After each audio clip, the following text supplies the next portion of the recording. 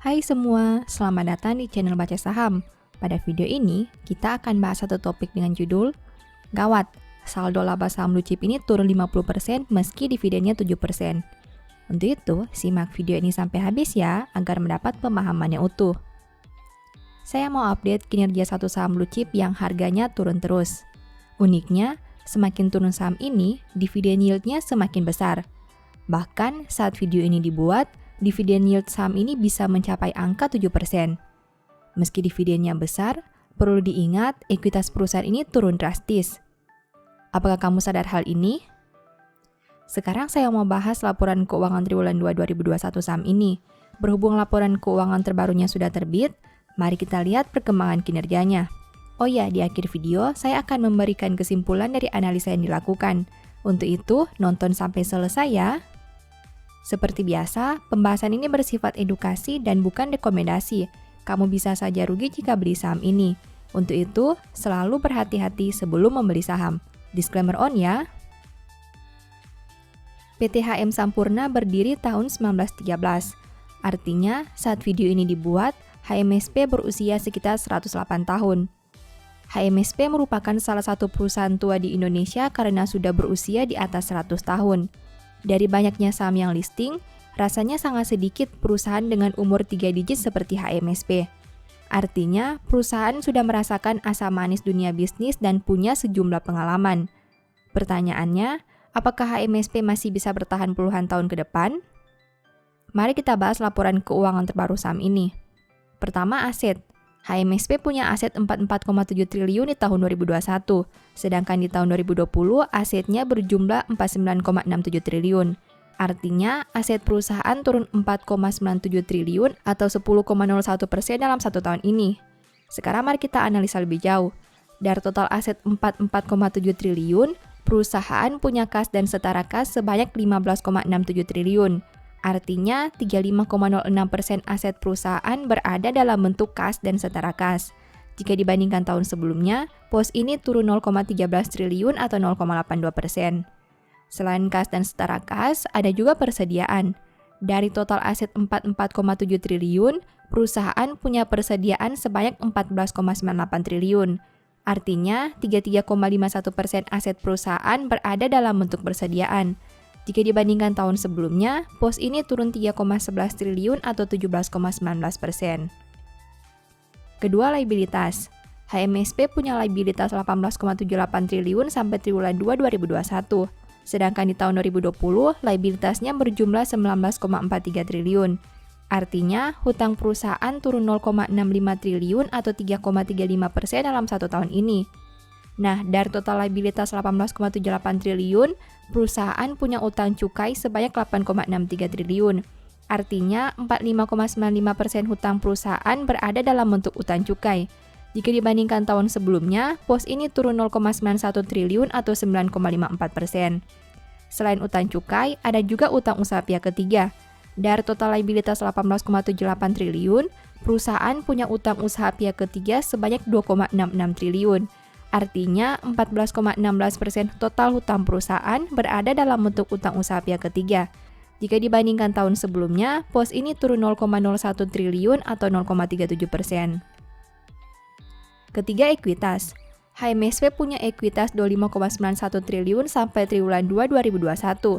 Jika dibandingkan tahun sebelumnya dengan angka 30,24 triliun, berarti ekuitas perusahaan turun 4,33 triliun atau 14,32%. Dari total ekuitas 25,91 triliun, perusahaan punya saldo laba belum dicadangkan sebanyak 4,13 triliun. Artinya, 15,94% ekuitas perusahaan berada dalam bentuk saldo laba belum dicadangkan. Jika dibandingkan tahun sebelumnya, pos ini turun 4,34 triliun atau 51,24%. Keempat, pendapatan. HMSP punya pendapatan 47,62 triliun sampai triwulan 2 2021. Sedangkan di tahun 2020, pendapatannya berjumlah 44,73 triliun. Berarti, pendapatan perusahaan naik 2,89 triliun atau 6,46% dalam satu tahun terakhir. Kelima, biaya pokok pendapatan. HMSP punya biaya pokok penjualan sebanyak 38,79 triliun, sedangkan di tahun 2020 biayanya berjumlah 34,99 triliun. Berarti biaya pokok pendapatan naik 3,8 triliun atau 10,86% dalam 1 tahun terakhir. Keenam, laba. HMSP mampu menghasilkan laba sebanyak 4,13 triliun. Jika dibandingkan tahun sebelumnya di angka 4,88 triliun, berarti laba perusahaan turun 0,75 triliun atau 15,37% dalam 1 tahun terakhir. Ketujuh, rasio keuangan. HMSP punya ROE 31,90% dengan NPM 8,68%. Sedangkan untuk sisi resiko, saham ini punya DER 72,51%.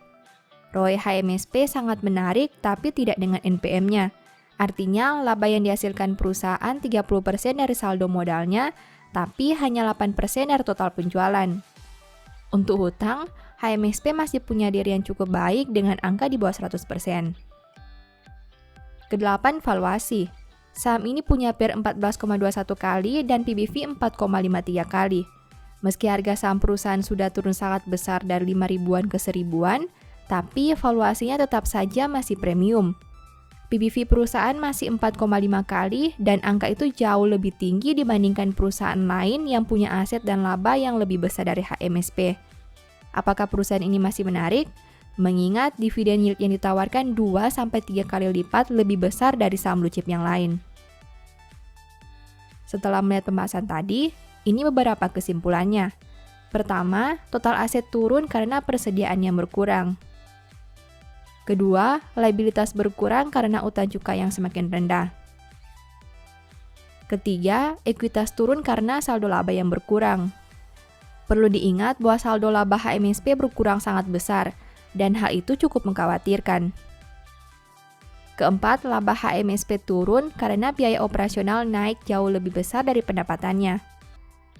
Kelima, ROE dan DER perusahaan ini cukup baik meski NPM-nya biasa saja. Keenam, valuasi HMSP tetap saja masih mahal. Demikian analisa singkat saham HMSP berdasarkan laporan keuangan triwulan 2 2021. Selalu ingat bahwa pembahasan ini hanya dari sudut pandang pribadi ya. Tidak ada jaminan pasti profit dan mungkin saja kamu bisa rugi jika beli saham ini. Demikian informasi pada video ini, semoga bisa memberi manfaat kepada kamu semua ya. Oh iya, saya mau menyampaikan bahwa sekarang Baca Saham punya 3 e-book tentang saham yang mungkin saja bisa berguna bagi kamu, yaitu Strategi Nabung Saham, Analysis Report, dan The Stock Market. Berikut perbedaan antara 3 e-book tersebut. E-book Strategi Nabung Saham berfokus pada pembahasan teknik, money management, dan semua hal yang berhubungan dengan nabung saham. Poin intinya bisa dilihat pada tampilan berikut ini. E-book Analysis Report berfokus pada hasil analisa fundamental 12 saham pilihan berdasarkan laporan keuangan terbaru. Poin intinya bisa dilihat pada tampilan berikut ini. E-book The Stock Market berfokus pada panduan bagaimana menganalisa fundamental suatu perusahaan dan money management yang baik. Poin intinya bisa dilihat pada tampilan berikut ini. Apabila kamu tertarik membeli salah satu dari 3 e-book tadi, silakan chat WA ke nomor yang tertera di layar ya. Ingat, hati-hati terhadap semua jenis penipuan yang mengatasnamakan Baca Saham. Baca Saham tidak pernah mengelola dana ataupun melakukan penjualan produk di luar Instagram, YouTube, dan Telegram resmi Baca Saham. Sebagai penutup, saya mau mengutip satu statement yang semoga bisa menjadi semangat bagi teman-teman. Tangan yang lamban membuat miskin, tetapi tangan orang rajin menjadikan kaya. Thank you.